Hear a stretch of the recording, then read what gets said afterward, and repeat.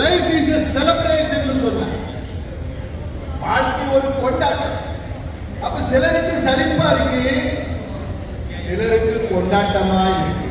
பார்க்கிறேன் ஒரு சிலர் ரொம்ப மகிழ்ச்சியா இருக்கிறவன் ராமே ஆண்டாலும் ராவண ஆண்டாலும் எனக்கு ஒரு கவலை இல்லையே, நான் தான் என் மனசுக்கு ராஜா வாங்கிகடா வெள்ளியில் பூஜா. இப்படி சந்தோஷமா வாழ்க்கை நடத்துற ஒரு குழு. இன்னும் சில பேர் எப்படி இருக்கிறான் பாக்குறேன், ஆண்டவன் முகத்தை பார்க்கணும், நான் மனிதன் ஒன்னே வந்து கேட்கணும், ஏண்டா சாமி என்ன படைச்சே. இப்படி இப்படி கொஞ்சம் பேர் வாழ்க்கையை மகிழ்ச்சியோடு இருப்பவர்கள் கொஞ்சம். ஆனா உண்மை என்னன்னு கேட்டீங்கன்னா, அரிது அரிது மானிடராய் பிறத்தல் அரிது. மானிடராய் பிறந்தாலும் கூழ் குருடு செவிடு பேடு நீங்கி பிறத்தல் அரிதுன்னா அருமையான பிறவி, அழகான பிறவி. இந்த பிறவி போன கிடைக்குமா மனித பிறவி சொன்னா, இப்பிறவி தப்பினால் எப்பிறவி வாய்க்குமோ. யாரு தாய்ப்பாடு சொல்ற, இந்த பிறவி போனா அடுத்த பிறவில மனுஷனா பிறப்பமா என்னன்னு தெரியலையே, இப்பவே நம்ம சந்தோஷமா மகிழ்ச்சியோடு வாழணும். ஒவ்வொரு மணி துளிகளையும் மகிழ்வோடு கொண்டாடுவோம் என்பதனால்தான் இந்த அருமையான கொண்டாட்டம் இன்னைக்கு பார்க்கிற. அப்ப எப்படி வாழணும்னு கேட்டேன். தோல்வியை நினைத்து கொண்டு துவண்டு போகிறவர்கள் நிறைய பேர் இருக்காங்க. எப்ப பார்த்தாலும் ஒரு பணக்காரங்க பொண்ணு சிறுமி, அந்த பொண்ணு சொல்றா, கையில ஒரு கரடி பொம்மையை வச்சுக்கிட்டு, எங்க அப்பா அமெரிக்காவில் இருக்கிறாரு, இந்த கரடி பொம்மை என் கூட இருக்கு, எங்க அப்பா அனுப்பி வச்சது அப்படின்னு. அந்த ஏழை சிறுமி சொன்னா, எங்க அப்பாவே என் கூட இருக்கிறத வச்சு சந்தோஷப்படும். அதான் மிக முக்கியமானது. அடுத்து என்ன தெரியுமா, இடுக்கண் வருகோ நகர்னா, எப்பா துன்பம் வரும்போது கொஞ்சம் சிரிக்க பழகு. அது எப்படி பாம்பு கடிக்கும் போய் சிரிப்பாங்களா ஐயா, அதுவா அர்த்தம்? அது அர்த்தம் இல்ல. துன்பம் வந்தாலும் இன்பம் வந்தாலும் சமமா கருத பழகிக்கப்பா. சின்ன சின்ன வெற்றிக்கு கடந்து கூட்டாடுற, ஒரு சின்ன தோல்வி வந்ததுன்னா அப்படியே தொகண்டு போய் உட்கார்ந்துருக்கீங்க, நல்லா இருக்குப்பா, சிரிச்சுமா மகிழ்ச்சியா இருக்கப்பா அப்படின்னு சொல்ற. வாழ்க்கையில துன்பம் இருக்கும். வாழ்க்கை என்றால் ஆயிரம் இருக்கும், வாசல் தோறும் வேதனை இருக்கும், வந்த துன்பம் எது என்றாலும் வாடி நின்றால் ஓடுவதில்லை, வாடி நின்றால் ஓடுவதில்லை. உனக்கும் கீழே உள்ளவர் கோடி, நினைத்து பார்த்து நிம்மதினாடு. மயக்கமா கலக்கமா மனதிலே குழப்பமா. இந்த பையனை பார்த்து சிரிக்கிறான். பேசுற ஆளு பாடுறாரு, பாடுறா என்ன பண்ண போறேன் நானே உன்னுடைய. ரொம்ப அருமையான கலைஞர்கள் வந்திருக்கிறாங்க உற்சாகமாக. இப்படிதான் நான் ஒரு இடத்துல பேசிட்டு இருந்தேன். என்னுடைய பழைய மாணவன் வந்து சொன்னா, சாரு பேச்சு எனக்கு ரொம்ப பிடிக்கும்னு சொன்னான். இன்னொரு பையன் சொன்னா, பேச்சு என்ன சார பாடையில பார்க்கணும். அடப்பாடி பாடையில பார்க்கணும், பாடும்போது பார்க்கணும் இருக்காங்க. அதை அப்படி சொல்லிட்டா, சார பாடையில பார்க்கணும், இதை விட அருமையா இருக்கும்னா. நல்ல நேரம். இப்பெல்லாம் பாத்தீங்கன்னா சில பேரு எப்படி இருக்கீங்க, நல்லா இருக்கேன், அருமையா இருக்கேன், ஓஹோன்னு இருக்கேன் அப்படி சொல்றது குறைச்சேன். அப்புறம் இப்படி சுகர் கண்ட்ரோல் இல்ல, எனக்கு வந்து வாழ்க்கையின் மகிழ்ச்சியை பகிர்ந்து கொள்ளணும். நம்மள்ட்ட போகணும். மேடையில பாருங்க எப்படி சிரிச்சுக்கிட்டு கலகலகலகலன்னு உட்காந்துருக்காங்க. இந்த மகிழ்ச்சி அப்படியே மக்களை போய் சேர. நாளைக்கு இங்க இருக்கக்கூடிய காணொலி யூடியூப்பின் வழியாக லட்சக்கணக்கானவங்க பார்ப்பாங்க இந்த நிகழ்ச்சியை. சமூக மன்றம் நடத்துகிறார். ஆக இப்ப நேரடியாவே நேரத்தை கருதி முதல் ஆளை கூப்பிடுவோமா? சரி, இப்ப ஜோஷித் வர ஒரு பள்ளி மாணவன், சிங்கப்பூரே தலைவர், அவ்வளவு அருமையா பாட, பேச, கட்டுரை எழுத எல்லாவற்றிலும் சிறந்த ஒரு ஆல்ரவுண்டர் ஜோஷித் வராரு. அதோ அந்த பறவை போல வாடுங்க. அப்படித்தானே? வாங்க ஜோஷித்.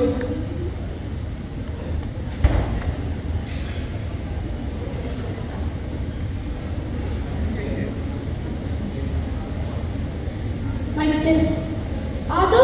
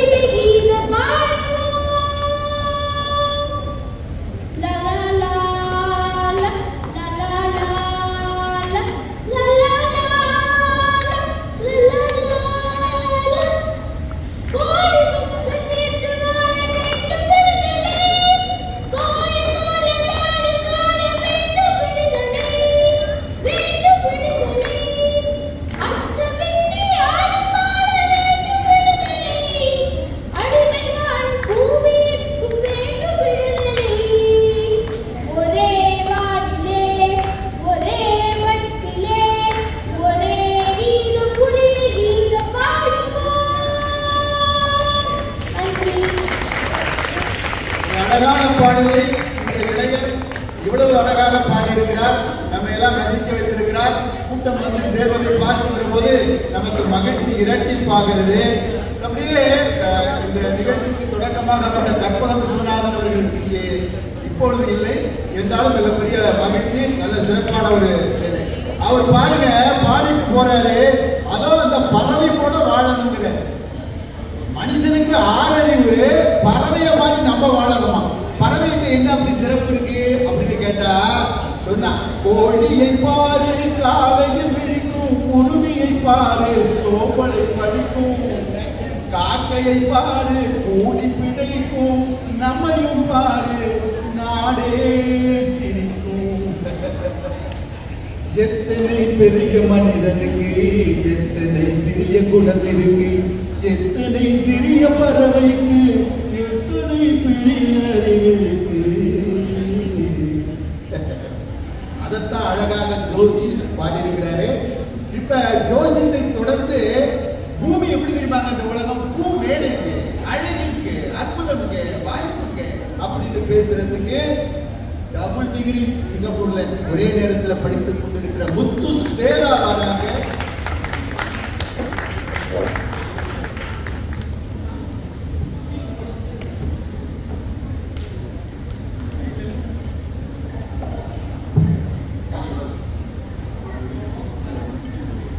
அனைவருக்கும் நெஞ்சார்ந்த வணக்கம். இனிய பொங்கல் நல்வாழ்த்துக்களும். இளம் வயதில் ஆட்டத்துடனும் ஆர்ப்பாட்டத்துடனும் இருந்து வயசு செல்ல செல்ல சொல்லிலும் செயலிலும் நிதானம் பிறகு அமைதியாகி பிறகு வயதாக சாந்த சுருதியாகும் ஒரு மனுஷனை போலதான் வெறும் நெருப்பு கோலமாக இருந்து தன் சூரிய தந்தையிடமிருந்து பிரித்து ஆரம்பத்துல வெறும் நெருப்பு வாயுவாக இருந்து குளிர்ந்து உறுதியாகி அமைதியாகி பூமி எழுந்திரைந்து பிறந்தது. எந்த ஒரு மனுஷன் திட்டம் கொண்டு பூமியை உருவாக்கல. இன்னும் சொல்ல போனா மனித குலம் பிறப்பதற்கு 10,000 ஆண்டுகளுக்கு முன்னாடியே அனைத்து உயிரினங்களையும் தன் மடியில் தாங்கிக் கொண்டு எடை கொண்டு பிறந்ததுதான் இந்த பூமி. இன்னும் சொல்ல போனா நம்ம பூமி உயிர் கொண்டதான். அனைத்து உயிர்களும் ஒன்று கூடி பூமி எனும் சிறப்பு உயிரினத்தை உருவாக்குகின்றன அப்படின்ற ஒரு கருத்தை முன்வைக்கிறார் சூழலியல் அறிவியலாளர் ஜெய். இயற்கை தாயின் மடியில் பிறக்கும் உயிரினம் யாவுமே அதிசயம் தானே. நீர்வீழ்ச்சியின் சத்தம், பறவைகளின் கீற்றல், காற்றின் ஓசை, கடந்து செல்லும் அருவியின் சலசலப்பு என இவை அவையும் கவிதையில் பிறக்கும் இயற்கையோடு மனிதத்தை போற்றும் பூமி தூவி காத்திருக்கும். நடுவரையா ஆதாம் ஏவாள் என 2 பேர் மட்டுமே இருந்த இந்த பூமியில பல ஆயிரக்கணக்கான கோடி மனிதர்களால் பெருகி இப்போது வாழ்பவர்கள் மறைவார்கள், இன்னும் வருவார்கள், வாழ்வார்கள், மறைவார்கள். ஆனா யாருமே பூமி என்னுடையது அப்படின்னு உரிமை கொண்டாட முடியும். ஒரு சின்ன வட்டத்துக்குள்ள அடங்கி போற ஒரு மனிதனுடைய மூளை பூமேடையாய் பூகமா மாறும். ஆரோவின் வழி சென்று ரசித்தால் அந்த ரசனை மிகவும் வசீகரமானது. அந்த ரசனையில இந்த பூமியே நமக்கானது அப்படின்னு ஒரு எண்ணம் தோன்றும். சிவப்பு கம்பளம் விரித்து காத்திருக்கும் இந்த பூமியை மாலையாய் சூடிக்கொள்ள மனம் நீங்கும். ஆமாங்க, பூமியின் 70% நீர்ப்பரப்பும் 30% நிலப்பரப்பும் ஒன்று சேர்ந்து பறவைகளுக்கு வானம், மீன்களுக்கு கடல், மனிதனுக்கு பூமி என ஒவ்வொருவருக்கும் ஒரு தனித்த உரிமையை வழங்குகிறது. இதுல வியக்க வைக்கிற உண்மை என்னன்னா, நாசா கண்டுபிடித்த எத்தனையோ கிரகங்களில் பூமி மட்டுமே இதை செய்து கொண்டிருக்கிறார். அந்த அளவுக்கு ரகசியம் வச்சுக்கிட்டே இருக்கணுமா இந்த பூமி? இப்ப பூமி எனக்கு மன அழுத்தமா இருக்குன்னு சொல்லி கொஞ்சம் கோபமாய் லேசா செஞ்சா என்ன ஆகும்? என்ன ஆகும்?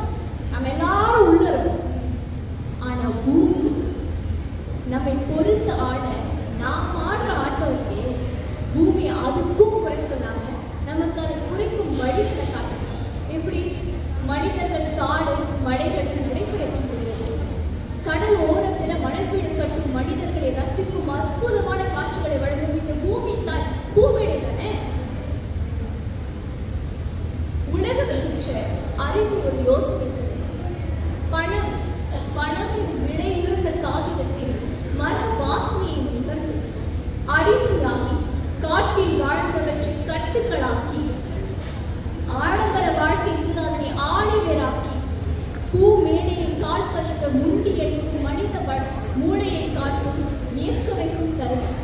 இஸ்ரேல் பாலைவனமாக இருந்து பசுமையாக மாறி உலக நாடுகளின் முன்னணி நாடாக உருவெடுத்தது. COP21 மிக சுத்தமான நீர் தேக்கம் என்ற நாடாக வளர்ச்சி அடைந்தது. அவ்வளவு அதிகபுறமான வளர்ச்சி அடைந்த ஒரு நாடு அந்த பூமியை அதிலிருந்து வளர்ந்த மனித மூளை மட்டமா யோசிச்சு வாழ்வும் வளர்ச்சியும் தந்த அந்த பூமி ஒரே வருஷம் சாம்பல் மறைந்தவர்களுக்கு போதிக்கின்ற பூங்காவும் வாழ்பவர்களுக்கு வாழும் தாய்மொழியாகும் இந்த பூமி மேடை. மனிதனுடைய பேராசையும் அவனுடைய மெய்யறிவும் அழகிய மேடையை அழித்த கணினி சத்தமே இல்லாத ஓசைகள், கடலையும் மழையும் சரிவான மலர்களும் சைலண்டா மண்ணுக்கு இரையாகுது அப்படின்ற ஒரு சந்தேகம் ஒரு பக்கத்துல இருந்தாலும் பூமியில பூமேடு நாம் ஒவ்வொருவரும் நடுவில் நம்மளுடைய கதாபாத்திரத்தை செவ்வேன செய்ய நம் வாழும் வாழ்க்கையை சிறப்பாக வாழ்ந்து முடிப்பதுதான் நாம் இந்த பூமிக்கு செய்யும் சிறந்த செயல். பூமி ஒரு பூமியை தாங்க, இதுல ஒண்ணுமே சந்தேகம் இல்லை. ஒவ்வொரு காலத்தின் உறுதி, ஒவ்வொரு அழகான தடம், அந்த தடத்தின் வழி நடந்த நாடுகள் பலவற்றை.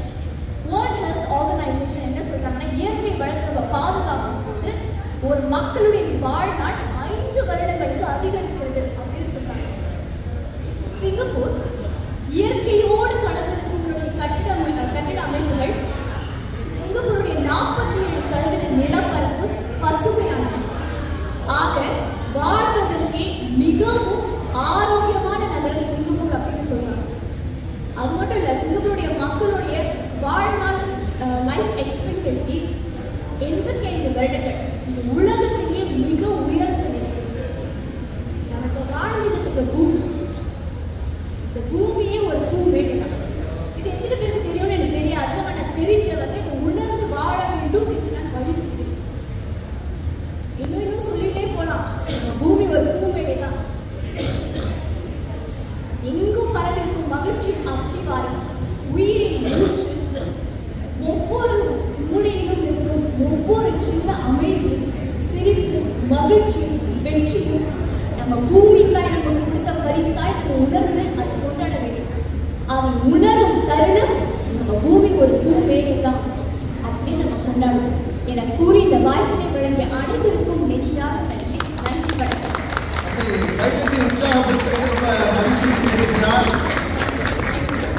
இன்றைய காலத்தில் இளைஞர்கள் எல்லாம் மேடைக்கு வருவதே ரொம்ப அரிதாக இருக்கிறது. இந்த மாதிரி சூழல்ல ஒரு கல்லூரி மாணவி, பல்கலைக்கழக மாணவி ஆர்வத்தோடு வந்து பேசுகிறார் என்பது நமக்கு பெரிய மகிழ்ச்சி. இந்த பூமி எப்படிப்பட்டது தெரியுமா? அகழ்வாரை தாங்கும் நிலம் போலன்னு சொன்னார். தோன்றவனை கூட தாங்கி நிற்கிற இந்த பூமி, அதனுடைய பொறுமை எவ்வளவு சிறப்பு, அதையெல்லாம் சொன்னாங்க. சிங்கப்பூர்ல போனீங்கன்னா ஒரு நீங்க பைய எடுத்துட்டு போகலன்னா பிளாஸ்டிக்கு 5 சென்ட் 5 சென்ட். ஏன் அதை வாங்கி கோட்டை கட்டணும்னு எண்ணம் இல்லை. சொந்த பையை நீ எடுத்து வந்தால் அதனால் இந்த பூமியை மலடாகாமல் காக்கலாம். அதனால் நெகிழிப்பையின் எண்ணிக்கையை குறைக்க வேண்டும் என்று நினைக்கிறார்கள் அல்லவா? அதுதான் மிகப்பெரிய சிறப்பு. அத்தனை அழகாக அந்த பெண் பேசி சென்றிருக்கிறார். இப்போது நமக்கெல்லாம் உற்சாகம் ஊட்டும் வகையிலே, கலகலப்பூட்டும் வகையிலே சந்தோஷமான வாழ்க்கை வாழ்வதற்குத்தான் என்று சொல்லுகின்ற ஒரு பாடலோடு வருகிறார் மீண்டும் ஜோஷி.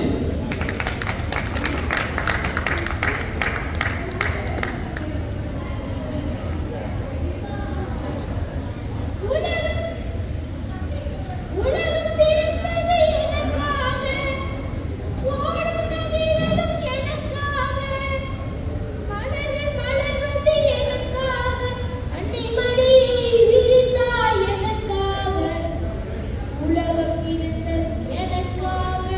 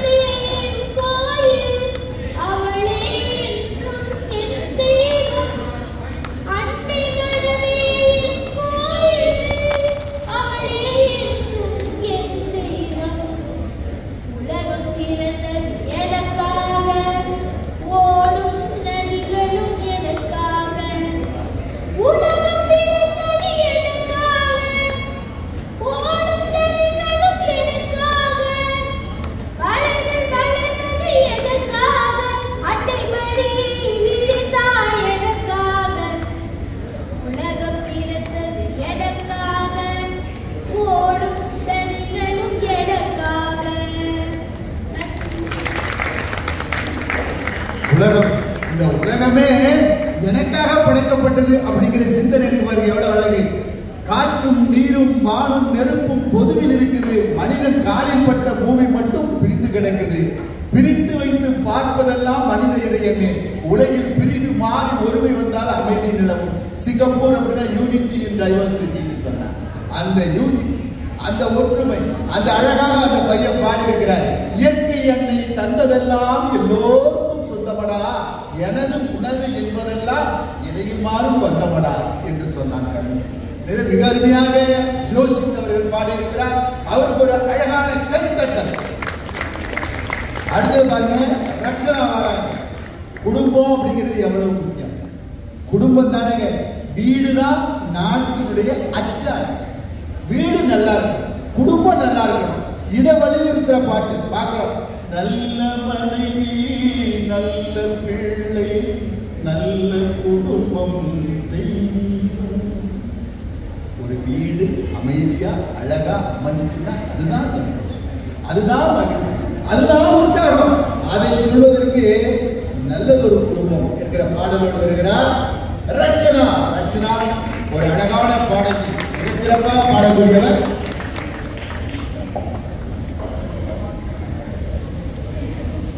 நல்லதொரு குடும்பம், பல்கலைக்கழகம்.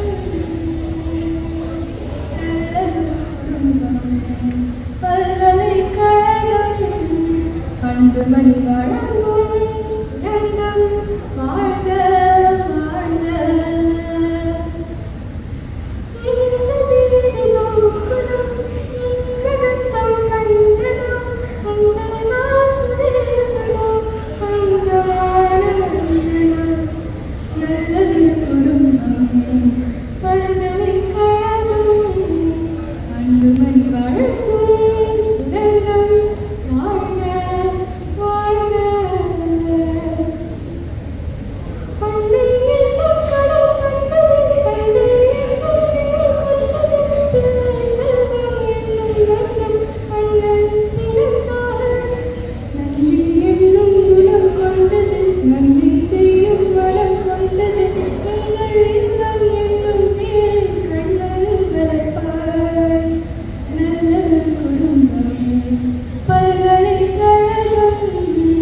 அன்புமணி வழங்கும் சுரங்கம். வாழ்க வாழ்க.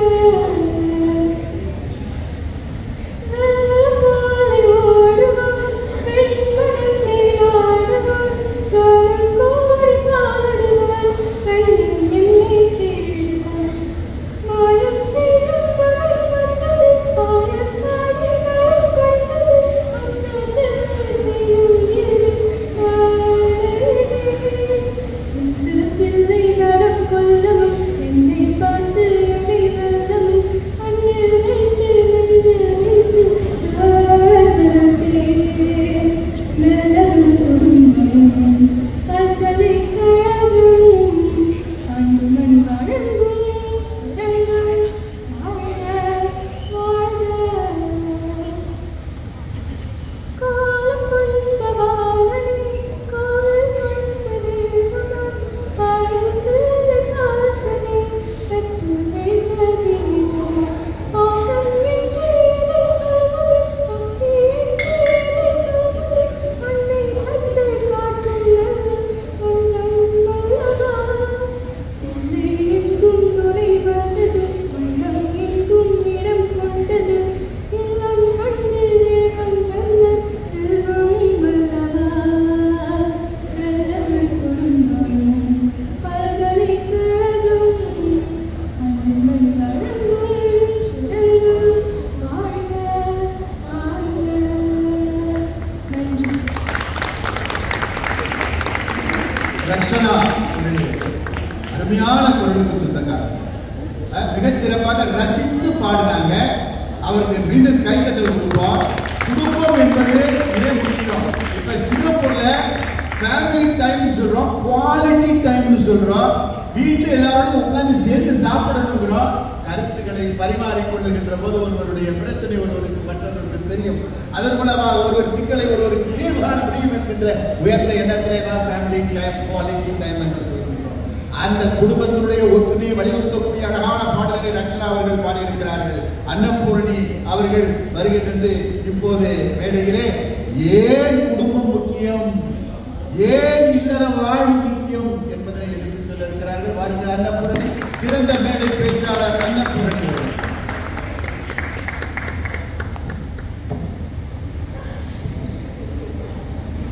அன்னை தமிழுக்கும் அவையோர் அனைவருக்கும் அன்னபூரணி அன்பான வணக்கங்கள். அனைவருக்கும் பொங்கல் நல்வாழ்த்துக்கள். ஐயா, இன்னைக்கு மழை வரல பாத்தீங்களா? இதுக்கு முன்னாடி எப்படி அடிச்சு பெய்யுது? அது ஏன்னு தெரியுங்களா உங்களுக்கு? அவுகாங் சிசியினுடைய சிறப்பு நினைக்கிறேன். அதுவும் ஒரு காரணம். இன்னொரு காரணம் ஒண்ணு இருக்கு. அது என்ன? திருவள்ளுவர் சொல்லியிருக்காரு, தெய்வம் தொழார் கொழுநன் கொழுவார் பெய்கிற பெய்யும் மழை. என்னைக்கெல்லாம் மழை பெய்ஞ்சதோ அன்னைக்கெல்லாம் நான் என் கணவரோட காலில் விழுந்து ஆசீர்வாதம் வாங்குறதுதாங்க ஐயா காரணம். இதை நிறைய பேர் ஒத்துக்குவாங்க, ஏன்னா அவங்களும் அதை செஞ்சுக்கிட்டு இருப்பாங்க இல்லைங்களா? கைத்தட்டி சொன்னீங்கன்னா கண்டிப்பா பேர் எல்லாரும் நம்பிடுவோம். சிறப்பு பாரு, இத்தனை பேர் விழுந்து கொண்டு இருக்காங்க. பிரிந்தே நாம் வாழ்கின்ற போதிலும் நினைவுகள் நம்மை சேர்த்திடுவேன். அழகாய் பூ பூத்திட வேண்டிய வேர்கள் நீர் ஈர்த்திடுவேன். இன்னொரு ஜென்மம் அது கிடைத்தாலும் கூட இது போல் ஒரு சொந்தம் கிடைத்திட நான் வரம் கேட்பேன். யார் என்ன சொன்னாலும் யார் என்ன செஞ்சாலும் சொந்தமும் பந்தமும் கூட வரும். சொந்தமும் பந்தமும் கூடி இருக்கிற இது இல்லறம் நல்லறமே அப்படின்னு நான் பேச வந்திருக்கேன் ஐயா. இந்த இல்லறம் நல்லறம் அப்படின்னு சொல்லும் போது எனக்கு ஒருத்தவங்களோட ஞாபகம் வந்தது. சிலப்பதிகாரத்துல வர கண்ணகி அவங்களுடைய ஞாபகம் வந்தது. அவங்க கணவனை பிரிந்திருந்த சமயத்துல ரொம்ப வருத்தப்பட்டாங்க அப்படின்னு கேள்விப்பட்டாங்க. கோவலன் வந்து கேட்டாங்க, நான் இல்லாத நேரத்துல நீ வருத்தப்பட்டியா அப்படின்னு அவங்க கேட்டப்போ அவங்க சொன்னாங்க, ஆமா நீ என் கூட இல்லாதது எனக்கு வருத்தம் தான், ஆனா அதை விட எனக்கு அதிகமான வருத்தம் தந்தது எது தெரியுமா? நம்மை நாடி வர அடியவர்களை நம்ம 2 பேரும் சேர்ந்து இருந்துதான் உபசரிச்சிருக்கணும். ஆனா நீங்க இல்லாததுனால, கணவர் இல்லாததுனால தனியா என்னால அதை செய்ய முடியல அப்படின்னு அந்த கற்புக்கரசி ஒரு மனைவியா அந்த இடத்துல வருத்தப்பட்டிருக்காங்களாம். இதேதான் திருவள்ளுவரும் சொல்லியிருக்காரு, துறந்தார்க்கும் துவாதவார்க்கும் இறந்தார்க்கும் இல்வாழ்வான் என்பான் துணை. எதுவுமே வேணாம் அப்படின்னு துண்ட ஒரு தோற்று தூக்கிட்டு போற துறவிகளுக்கும் முடியாதவர்களுக்கும் இயலாதவர்களுக்கும் இறந்த தன் சார்பாக இருந்த முன்னோர்களுக்கும் யார் துணையா இருக்க முடியும் அப்படின்னு கேட்டா இல்லறத்தில் இருக்கக்கூடிய ஒருத்தர் தான் துணையாக இருக்க முடியுமா? இது அன்னைக்கே நம்ம திருவள்ளுவரும் சொல்லிட்டு போயிருக்காரு. நடுவர் அவர்களே, இன்னொரு கேள்வி, காதலிப்பது சுகமா காதலிக்கப்படுவது சுகமா? எனக்கு காதல் பத்தி ஒன்றும் தெரியலையே, நீங்க ஒரு காலத்துல காதல் பண்ணு கேள்விப்பட்டோமே. காதலிப்பதை விட காதலிக்கப்படுவது சுகம். என்னை மாதிரி பெண்கள் கேட்டு பாருங்களேன், சமைக்கிறத விட சாப்பிடுறத விட சாப்பிட வச்சு பார்க்கறதுக்கு பாருங்க, அது ஒரு தனி சுகம். அப்படிப்பட்ட சுகம் எங்க கிடைக்கும் நடுவர்களே? இல்லறத்துலதான் கிடைக்கும். அந்த இல்லறம் கண்டிப்பா நல்லறம் தான் ஐயா. இல்லறம் இல்லைன்னா என்ன ஆகும்? இதை வந்து நான் ஒருத்தரை வச்சு நான் நிறைய தடவை யோசிச்சிருக்கேன். பீஷ்மர், பிதாமகர் அப்படின்னு சொல்லப்படுற பீஷ்மர், அவர் மட்டும் இல்லறத்துல இருந்திருந்தாருன்னா, அவருக்கு மட்டும் ஒரு குடும்பம்னு ஒண்ணு இருந்திருந்ததுன்னா மகாபாரதம் ஒண்ணு இல்லாம போயிருக்குமே. தேவையா இருந்திருக்காரு. இந்த பக்கம் பாண்டவர்களும் வேணாம், அந்த பக்கம் கௌரவர்கள் வேணாம், நடுவில் கிருஷ்ணரும் வேணாம். அவரே ஒரு பயங்கரமான பலசாலி, அறிவாளி. அவருடைய பிள்ளை எப்படி இருந்திருப்பான்? இந்த இடத்துலதான் முடிவு பண்ண, கண்டிப்பா இல்லைங்கிறது எல்லாருக்கும் தேவையான ஒண்ணு அப்படிங்கறத அவர் மூலமா நான் புரிஞ்சுக்கிட்டேன் ஐயா. இளமை வேகத்துல ஓடி ஓடி ஓடி போச்சு போய் உட்கார்ற எல்லா குடும்ப தலைவர்களுக்கும் அவங்க ஆதரவா இருக்கிறது கண்டிப்பா அவங்களுடைய குடும்பம் தானே. குடும்பத்துக்காக தான் அவங்க ஓடுறாங்க. ஆனா கடைசியில அவங்க சாயும் போது தாங்கி பிடிக்கும் தோள்களா இருக்கிறது கண்டிப்பா அவங்களுடைய குடும்பம். இல்லறத்தின் மேன்மைய நான் ஒரு ஜோடியை வச்சு சொல்லணும்னு ஆசைப்படுறேன். சின்னம்மாள் நடேசன் அப்படிங்கிற ஒரு ஜோடி. அவங்க வேற யாரும் இல்லை, என்னோட தாத்தாவும் பாட்டியும் தான். அவங்க 2 பேரும் ரொம்ப அழகான ஜோடி, ரொம்ப சிறப்பான ஜோடி. ஏன்னா எனக்கு விவரம் தெரிஞ்சு அவங்க 2 பேரும் பேசி நான் பார்த்ததே இல்லை. 2 பேரும் நேருக்கு நேரம் பேசி நான் பார்த்ததே இல்லை. அப்படியே பேசினாலும் சண்டையில தான் வந்து முடியும். 70 வயசுல 2 பேரும் பேசினா சண்டையில தான் வந்து முடியும். அப்படிதான் நான் அவங்களை பார்த்திருக்கேன். ஆனாலும் ஏன் தெரியுமா அவங்களை நான் காதல் ஜோடின்னு சொல்றேன்? அவங்க காட்டுற அன்பு ஒரு மறைமுகமான அன்பு. அந்த அன்பு எப்படி இருக்கும் தெரியுங்களா? சமைப்போம். எங்க வீட்டுல சமையல் பண்ணும்போது எங்க பாட்டி தான் காய்கறிகள்லாம் தயார் பண்ணி கொடுப்பாங்க. அது அவங்களுடைய பொறுப்பை அவங்க எடுத்துக்கிட்டாங்க. ஒரு நாள் நான் என்ன பண்ணேன், இப்ப உருளைக்கிழங்கு எங்க எல்லாருக்கும் பிடிக்கும், இதை ஏன் நீ கட் பண்ணி கூட அதை தான் செய்யணும் அப்படின்னு நான் சொல்லிட்டேன். எங்க பாட்டி அதெல்லாம் வேணாம், இப்ப கத்திரிக்காய் எடுக்கா அப்படின்னா. கத்திரிக்காய் எனக்கு பிடிக்காது, கத்திரிக்காய் தாத்தாவுக்கு பிடிக்கும் அப்படின்னு சொல்லி அவங்களோட மறைமுகமான அன்பை அப்படி வெளிப்படுத்துவாங்க. எங்க தாத்தா மட்டும் சாதாரண நினைக்கிறீங்களா? கிடையாது. எங்கேயாவது வெளியே போயிட்டு வரும்போது எங்களுக்கு ஏதாவது தின்பண்டங்கள் வாங்கிட்டாங்கன்னு சொல்லுவோம், எங்களுக்கும் வாங்கி தருவாரு, கூடவே இன்னொன்னு வாங்குவாரு. தெரு வரைக்கும் வந்துட்டு இதை கொண்டு போய் எங்க பாட்டிகிட்ட கொடுத்துரு அப்படின்னு அவர் வேற வெளியே போயிடுவாரு, எங்களை வீட்டுக்குள்ள வச்சு விட்டுருவாரு. இப்படி இந்த மறைமுகமான காதலை பார்த்து வளர்ந்த நான் இல்லறம் நல்லறம் அப்படிங்கிறத புரிஞ்சுக்கிட்டேங்க ஐயா. பேரே சொல்லாத காலத்திலயும் சரி, அவங்க இவங்க பேசின காலத்திலயும் சரி, என்னங்க ஏங்க அப்படின்னு ஏங்கிற காலத்திலயும் சரி, அத்தான் மாமா அப்படின்னு கொஞ்சின காலத்திலயும் சரி, யோ அப்படின்னாலும் சரி, இப்போ டேய் அப்படின்னு கூப்பிடுறாங்கல்ல, இது எல்லாமே ஒரு அன்பின் வெளிப்பாடு தானேங்க ஐயா. ஐயா இறுதியா ஒன்னே ஒண்ணுங்க ஐயா, தன்னோட பிள்ளைக்குன்னு ஸ்கூல் பேக் வாங்கும்போது கிட்டி பேலஸ்ல வாங்கிட்டு தனக்குன்னு ஒரு ஷோல்டர் பேக் ஏதோ ஒரு ரோட்டோட கடையில வாங்குற அப்பாக்கள் இருக்கிற வரைக்கும், பண்டிகை நாள்ல நேர்ல போக முடியலன்னா கூட, தனக்கு வேலை இருந்தாலும் கூட, ஊருக்கு போக முடியலனாலும் கூட, எங்கேயோ இருக்கிற சகோதரிகளுக்கு பண்டிகை காசு ஜிபேலையோ போன்பேலையோ அனுப்பி வைக்கிற சகோதரர்கள் இருக்கிற வரைக்கும், அடுத்த வருஷம் தான் எங்க அண்ணனுக்கு லீவு வருது, அதனால அப்பதான் நம்ம பிள்ளைக்கு மொட்டை போட்டு காது குத்தணும், அது வரைக்கும் அந்த பேச்சை எடுக்காதீங்கன்னு சொல்ற சகோதரிகள் இருக்கிற வரைக்கும், தீபாவளி பலகாரம் செஞ்சு முடிச்ச உடனே முதல்ல கொண்டு போய் அத்தையிட்ட கொடுத்துட்டோம், அவங்க இந்த வீட்டு பொண்ணுங்களுக்கு தான் முதல்ல கொடுத்து விடுற அண்ணிகள் இருக்கிற வரைக்கும், இதுவா இருந்தாலும் எங்க அண்ணியை ஒரு வார்த்தை கேட்டுக்கோங்க அப்படின்னு சொல்ற கொழுந்தனாரு நாத்தனாரு இருக்கிற வரைக்கும், நாலு நிகழ்ச்சி, அதாவது நேற்று ஒரு பட்டிமன்றம், இன்னைக்கு ஒரு பாட்டு மன்றம் அப்படின்னு 4 நிகழ்ச்சியும் பொழுது வண்ணமா போயிட்டு இருந்தாலும், நீங்க போயிட்டு வாங்க வீட்டு நான் பாத்துக்கிறேன்னு சொல்ற ராம்குமாரோடைய மனைவிகள் போன்ற மனைவிகள் இருக்கிற வரைக்கும், அழகா அலங்காரம் பண்ணி எல்லாத்தையும் சொல்லி கொடுத்து, இந்த பிள்ளைகள் பேசுறதையும் பாடுறதையும் முதல் வரையில உட்காந்து மொபைல் வழியா வீடியோ எடுத்துக்கிட்டே ரசிச்சுக்கிட்டு இருக்கிற முத்துஸ்வேதாவோட அம்மாக்கள் போன்ற அம்மாக்கள் இருக்கிற வரைக்கும், தகப்பனுக்கு துணையா தொழில்நுட்பத்துல உதவி புரிகிற நம்ம நடுவர் ஐயாவோட பிள்ளைகள் மாதிரியான பிள்ளைகள் இருக்கிற வரைக்கும், நீ தைரியமா முன்னாடி போ, நான் பிள்ளைய பாத்துக்கிறேன் அப்படின்னு கேப் புக் பண்ணி என்னை அனுப்பிச்சு விட்டு நல்லா பேசுவானா மாட்டேறான பதட்டத்திலேயே வீட்டில் இருக்கிற என்னுடைய கணவன் போன்ற வாழ்க்கை துணைகள் இருக்கிற வரைக்கும், இல்லறம் நல்லறம். ரொம்ப அழகாக ஒன்று சொல்லியிருக்கிறாங்க. காதல் என்று சொன்னா ஏதோ மோகம் 30 நாள், ஆசை 60 நாள், இளமையில வரதில்லை.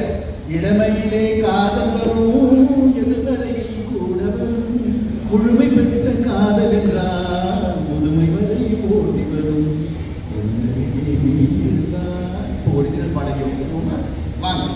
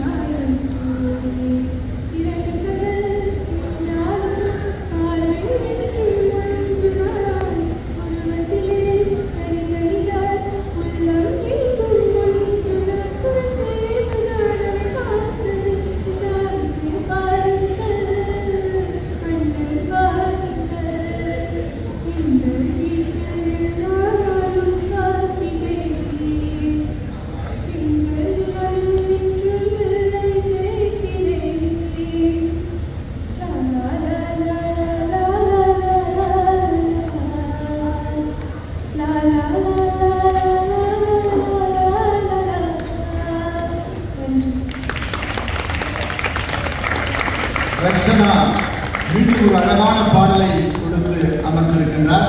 அடுத்ததாக நம்ம ஒரு உற்சாக வெள்ளத்தினை ஏற்படுத்தக்கூடிய ஒரு பாடல், மோட்டிவேஷன் என்றும் வேணும். வெறுங்கை என்பது மூடத்தனம், 10 விரல்களும் மூலதனம் அப்படின்னு சொன்னார். அந்த உற்சாகத்தை ஊட்டுகிற மாதிரியான ஒரு பாடல், நெஞ்சம் உண்டு நேர்மை உண்டு. நேர்மை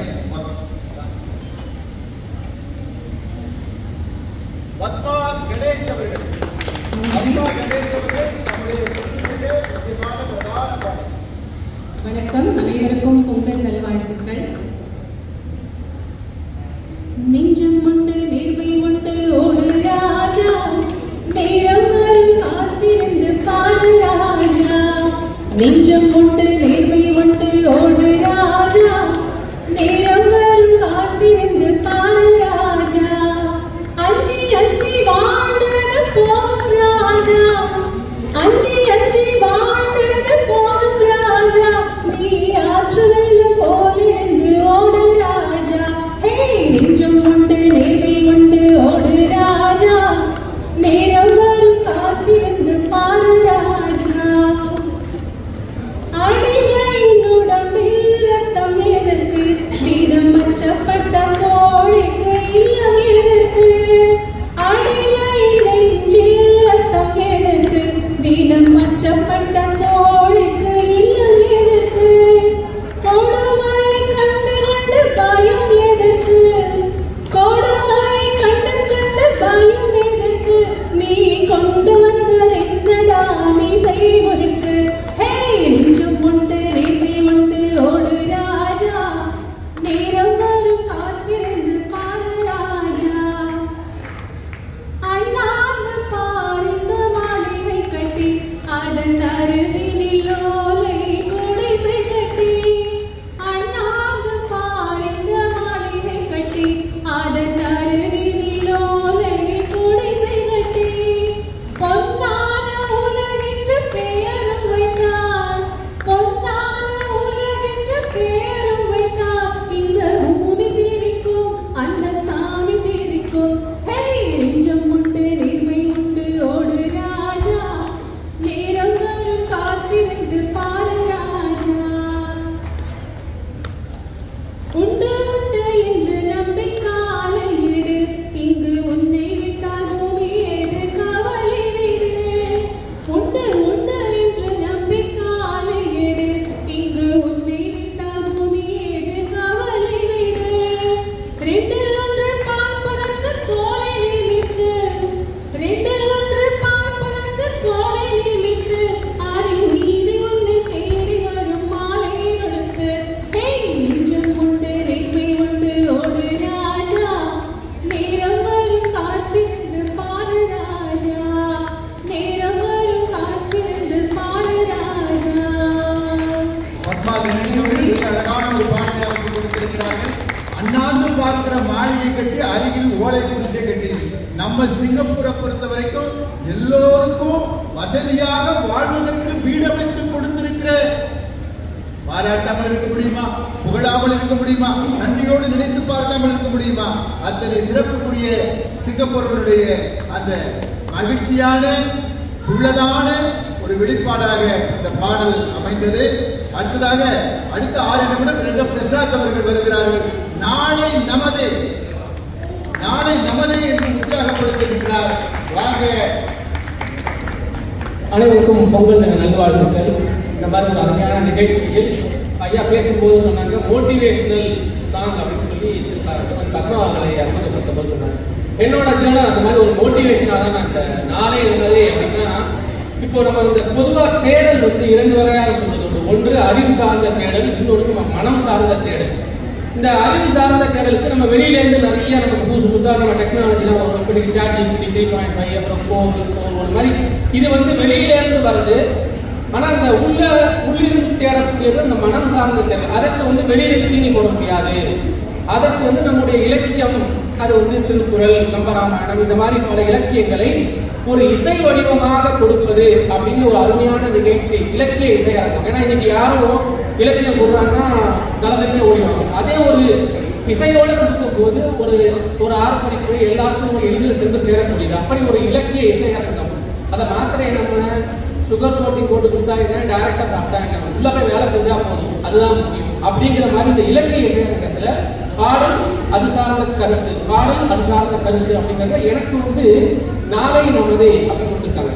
அதாவது ஒரு மனிதனுடைய வாழ்க்கையுடைய வெற்றி எங்க தீர்மானிக்கப்படுகிறதுனா அவனுக்கு இருக்கக்கூடிய களம் காலம் சூழல் இது 3 ஒரு சேரும் போது அந்த மனிதனுடைய வாழ்க்கையை முன்னோக்கியோ நகர்த்தும் அப்படிம்பாங்க. ஆனா அந்த களம் காலம் சூழல் அது நம்ம கையில இருக்கா அப்படின்னா நம்ம கையில இருக்கு, இல்லாமல் இருக்கலாம். ஆனா எது நம்ம கையில இருக்கு அப்படின்னா நம்ம தயார்படுத்திக் கொள்வது நம்ம கையில இருக்கு. அதாவது நீ உன்னை தயாரா வச்சுக்கோ, அந்த சரியான நேரம் களம் காலம் சூழல் அமையும் போது உன்னை ஆட்டோமேட்டிக்கா எழுந்துரும் அப்படின்னு சொல்லிட்டு, ஏதாவது நீ அது வரட்டும் அப்படின்னு வைக்கக்கூடாது. அதுதான் நாளை நமதே அப்படின்னு ஒரு நம்பிக்கையில இருக்கணும். அதான் அவங்க பாடும்போது அழகா பண்ணாங்க. உண்டு என்று இரு நீ ஆற்று வெள்ளம் போல் ஓடு ராஜா அப்படிங்கிறாங்க. உனக்கு நீ வருதோ இல்லையோ நீ தொடர்ந்து ஓடிக்கொண்டே இரு, அதற்கான காலம் சூழல் அமையும் போது அது உனக்கு வந்து கை கொடுக்கும் அப்படின்னு. ஏன்னா இந்த இன்னைக்கு வந்து நம்ம ஒரு விதமான ஸ்ட்ரெஸ்ஸான லைஃப்ல தான் இருக்கோம். நீ பிடிச்சிருக்கோ பிடிக்கலையோ நீ ஓடிக்கொண்டே தான் இருக்கணும். மூளைக்கு வந்து நீ ஒரு விதமான அழுத்தம் கொடுத்தால்தான் அது உனக்கு யாருன்னு உன்னை காட்டும் அப்படிம்பாங்க. ஒன்று நீயா கொடு, இல்லை உனக்கு இருக்கக்கூடிய சுற்றுச்சூழல் வந்து உனக்கு கொடுக்கும் அந்த ப்ரெஷர் கொடுக்கும். முன்னாடிலாம் ஒரு நிறுவனத்தில் 12 வருஷம் 5 வருஷம் வேலை பார்த்தோம்னா நம்மளை பெருமையாக சொல்லுவாங்க, ஒரு 10 வருஷம் இந்த நிறுவனம் வேலை பார்த்தா இருப்பாங்க.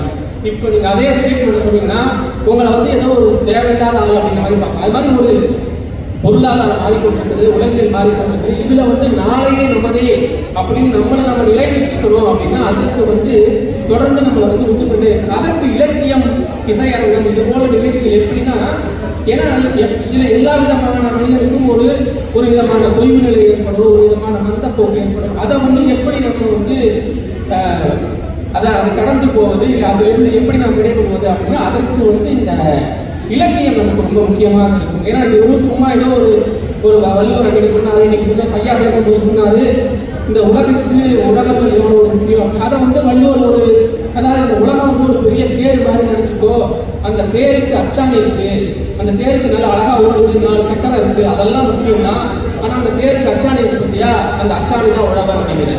அந்த மாதிரி நம்மளுடைய வாழ்க்கைக்கு அச்சாணியாக இருக்குது நாம் கற்றுக்கொண்டே இருக்கணும் அப்படிங்கும் போது இந்த தொய்வுகளா வந்தால் என்ன மாதிரி நமக்கு இடர்லாம் வரும் அப்படிங்கும் போது அதை நம்ம எப்படி நம்ம காலத்திற்கேற்ப நம்மை தக்க வைத்துக் கொள்வதற்கும், களத்திற்கேற்ப நம்மை வடிவமைத்துக் கொள்வதற்கும், சூழலுக்கேற்ப தக்க வைத்துக் கொள்வதற்கும் எது நமக்கு முக்கியமாக இருக்குன்னா இந்த ஒரு விடாமுயற்சி, ஒரு தன்னம்பிக்கை, நம்மளால வாழ்க்கையில ஜெயிக்க முடியும் அப்படின்னு அந்த நம்பிக்கை தான் நம்மளை உண்டு கொண்டு வரும். இந்த நம்பிக்கை சில வேலைகளே ஒரு மாதிரி நமக்கு நான் சொன்ன மாதிரி வரும். இந்த வைரமுத்தவருடைய பாடல், இந்த எஸ்பி பாலசுப்ரமணியம் அவருடைய சிகரம் வந்து ஒரு படத்தில் ஒரு அழகான வரி வரும். எப்பெல்லாம் ஒரு மோட்டிவேஷன் வந்து நம்ம ஃபீல் பண்றோமோ இந்த பாடலை நம்ம கேட்கலாம்.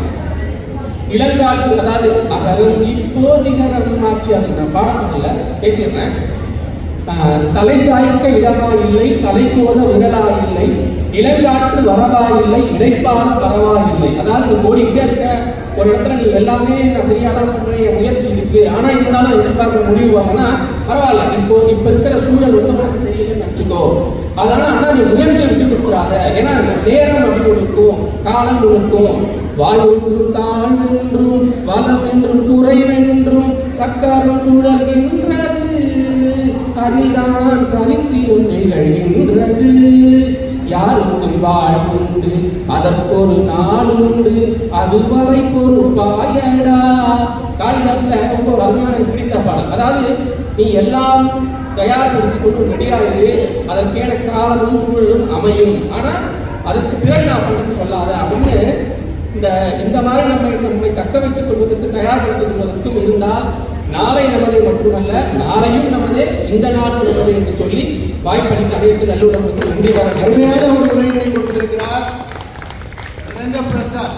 சிங்கப்பூரை பொறுத்த வரைக்கும் உழைத்தால் உயர்வு உண்டு, உழைக்கிறவனுக்கு ஈக்வாலிட்டி, மெரிட்டோகிராசி, இதையெல்லாம் பேசுகின்ற, நடைமுறைப்படுத்துகின்ற, எல்லோரும் ஒன்றே என்று கருதுகின்ற ஒரு அற்புதமான நாட்டிலே நாம் வாழ்கிறோம் என்ற ஒரு அரிய கருத்தினை வலியுறுத்தி பாடுபடுவோம், உழைப்போம், உயர்வோம் என்று சொல்லி இருக்கிறார் ரங்க பிரசாத்.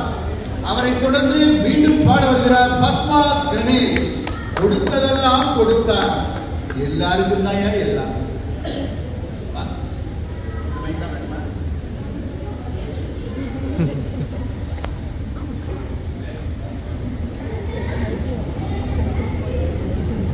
வணக்கம். கொடுத்ததெல்லாம் கொடுத்தான், அவன் யாருக்காக கொடுத்தான்? ஒருத்தருக்காக கொடுத்தான், இல்லை ஊருக்காக கொடுத்தான். கொடுத்ததெல்லாம் கொடுத்தான், அவன் யாருக்காக கொடுத்தான்? ஒருத்தருக்காக கொடுத்தான், இல்லை ஊருக்காக கொடுத்தான். ஒருத்தருக்காக கொடுத்தான், இல்லை ஊருக்காக கொடுத்தான். மண்குடிசை வாசல் என்றார், தென்றல் வர மறுத்திடுமா? மாலை நிலா ஏழை என்றார், வெளிச்சம் தர மறுத்திடுமா? உனக்காக ஒன்று, எனக்காக ஒன்று, ஒருபோதும் தெய்வம் கொடுத்ததில்லை. கொடுத்ததெல்லாம் கொடுத்தான், அவர் யாருக்காக கொடுத்தான்? ஒருத்தருக்காக கொடுத்தான், இல்லை ஊருக்காக கொடுத்தான். படித்தவன் மேல் பழியும் இல்லை, பசித்தவன் மேல் பாவம் இல்லை. கிடைத்தவர்கள் தெரிந்து கொண்டார், உழைத்தவர்கள் திறமை நின்றார். பல வாழ வாழ சிலர் வாழ வாழ ஒருபோதும் தெய்வம் கொடுத்ததில்லை. கொடுத்ததெல்லாம் கொடுத்தான், அவன் யாருக்காக கொடுத்தான்? ஒருத்தருக்காக கொடுத்தான், இல்லை ஊருக்காக கொடுத்தான். இல்லை என்போர் இருக்கையிலே இருப்பவர்கள் எல்லையினார். மடி நிறைய பொருள் இருந்தும் மனம் நிறைய இருள் இருக்கும். எது வந்த போதும் எது நின்ற போதும் வாழ்கின்ற பேரை வாழ்ந்திடுவோம். கொடுத்ததெல்லாம் கொடுத்தான், அவன் யாருக்காக கொடுத்தான்? ஒருத்தருக்காக கொடுத்தான், இல்லை ஊருக்காக கொடுத்தான். ஒருத்தருக்காக கொடுத்தான், இல்லை ஊருக்காக கொடுத்தான். நன்றி.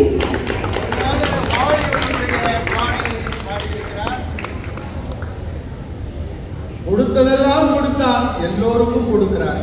எல்லோரும் வாழ வேண்டும் என்ற பூமியிலே என்கின்ற அருமையான தத்துவத்தினை அடங்கிய அந்த பாடலை பாடிச் சென்றிருக்கிறார். அடுத்து அனந்த சயன் வருகிறார்.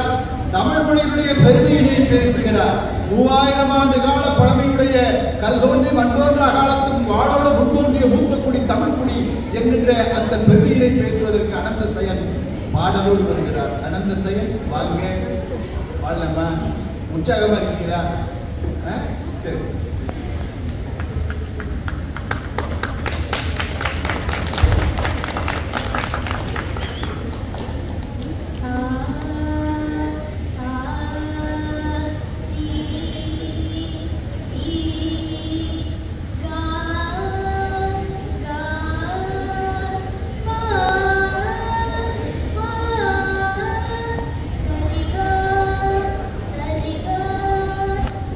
Sari ga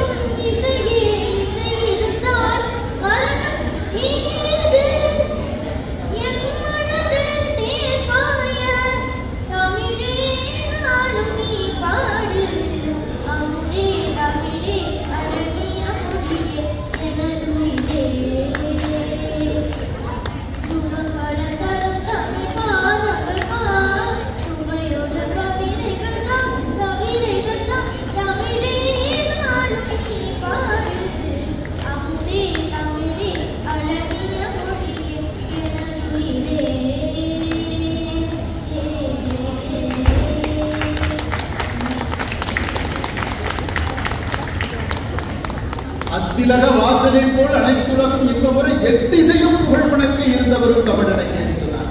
எத்திசையும் புகழ், உலகத்தில் எங்கும் தமிழ், எதிலும் தமிழ் என்று நிகழ்ந்து கொண்டிருக்கிற இந்த காலத்தில் மிக இளைய மாணவன், ஒரு சிறுவன், அடுத்த தலைமுறை எப்படி தமிழ் மொழி மீது அக்கறையோடு உச்சரிப்போடு சிறப்பாக நிகழ்ந்து கொண்டிருக்கிறது என்பதற்கு இதுவெல்லாம் ஒரு சான்று. இந்த மாணவன் மிக அருமையான அந்த பாடலை பாடியிருக்கிறார். இப்போது சற்றப்படாம் நிகழ்ச்சியினுடைய இறுதி கட்டத்திற்கு வந்து கொண்டிருக்கிறோம்.